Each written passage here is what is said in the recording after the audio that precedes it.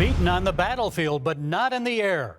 Losses on the ground in Ukraine have led Russian President Vladimir Putin to shift his strategy and tactics. So what is he up to now? How should America and NATO respond? Here to provide some thoughts on this is retired Brigadier General Peter Zwack. He served in Moscow as the senior U.S. defense attaché to Russia during the pivotal years of 2012 to 2014, including the Russian invasion of Crimea. He's written about his Russia experience in the book Swimming the Volga.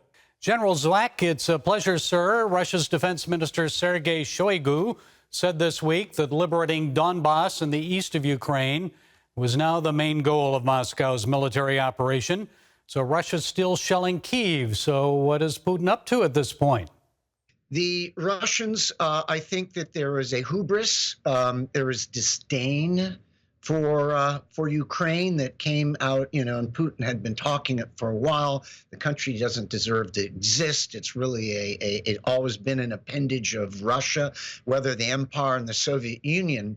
And he looked down on the president, Zelensky. But the bottom line is that the Russians have been almost humiliated in this first round. And when I see Putin, when I conjure Putin, I see him seething. I see him in a rage when he thinks about this Vladimir Zelensky, this unlikely George Washington for this new Ukrainian country, that whatever happens to him, I hope that he survives, as we all do. The Russians are exhausted.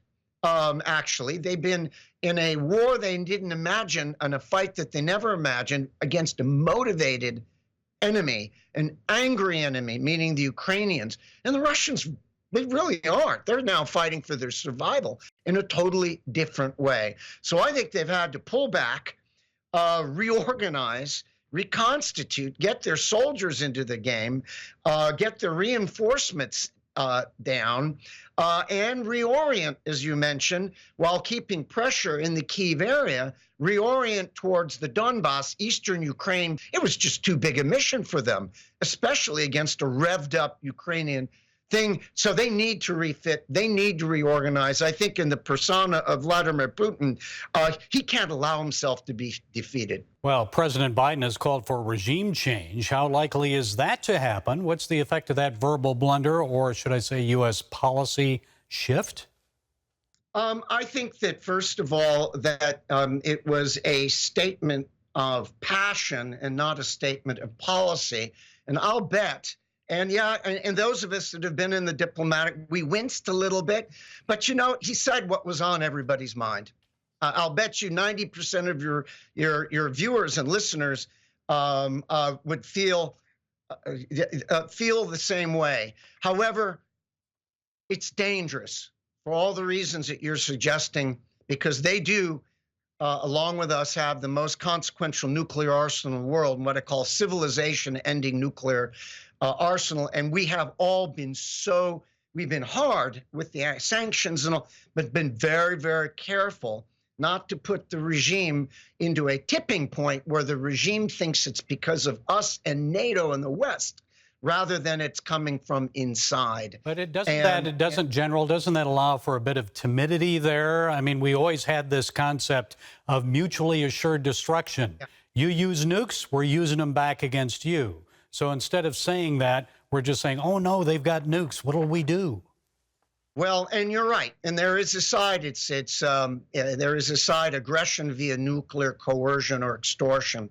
But again, I would submit that we're not dealing with a Politburo, which was actually a group that thought about these things. You increasingly are dealing with a man with a unitary view.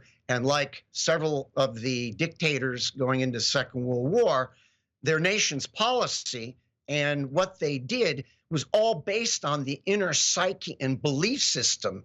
But we don't want to hand the Kremlin a rallying cry like the Soviets, the Nazis are on us and all that. Yet we've got to be hard, we've got to be firm, and we're seeing the cracks in the regime already. And there are problems in the Russian military and security and intelligence apparat groups where I think that these people realize that this is really not going well.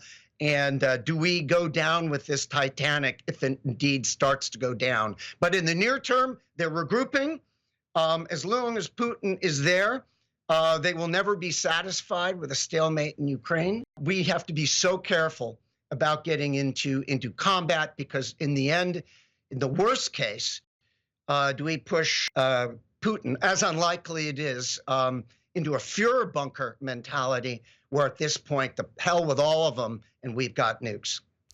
Okay, retired Brigadier General Peter Zwack, author of the book Swimming the Volga. Thank you for sharing those insights. We appreciate it. Hey, you do really, really good things in your network, and just God bless you all. And let's just hope we all get through. I don't think we've been in such a dangerous space since the Cuban Missile Crisis.